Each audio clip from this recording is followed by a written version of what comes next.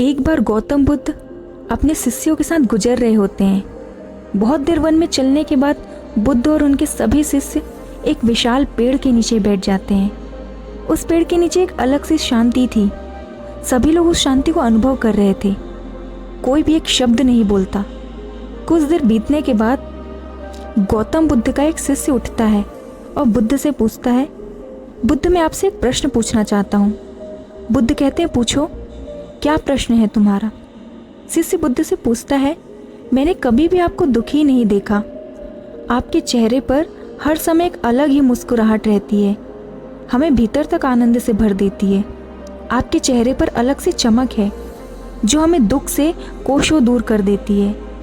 पर मैं यह जानना चाहता हूँ कि मेरे भिक्षु बनने से पहले मेरे जीवन में बहुत सारा दुख था जिसके कारण मैं भिक्षु बन गया।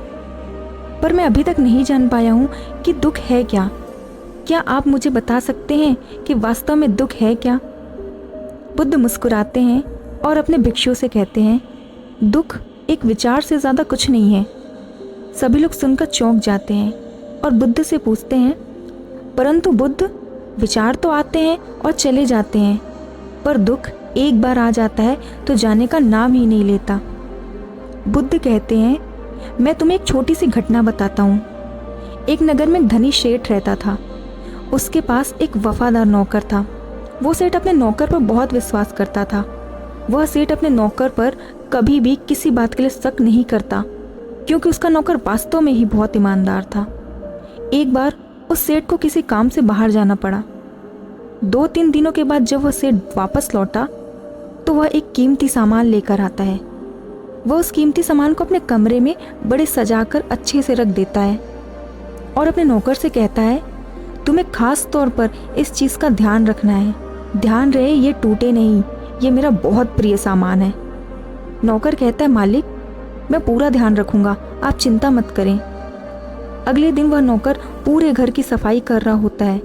सफाई करते करते वह सेठ की उस कीमती चीज़ के पास पहुंचता है और उसकी भी सफाई करने लगता है।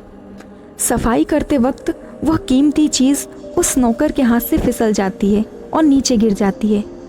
सेठ को यह बात पता चलती है और वह नौकर के पास आता है और नौकर को खूब डांटता धमकाता है।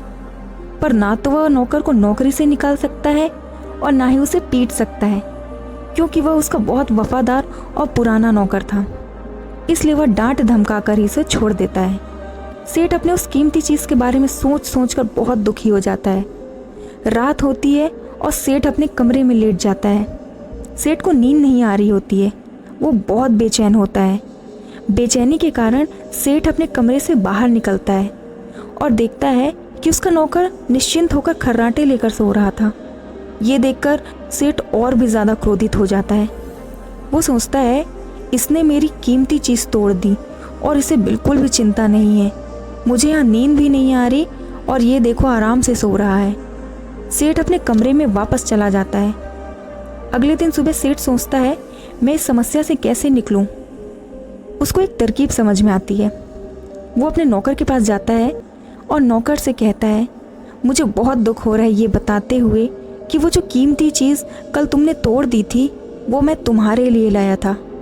मैं चाहता था कि मैं उसे तुम्हें उपहार में दूं, परंतु अब क्या कर सकते हैं, वो तो अब टूट गई ना।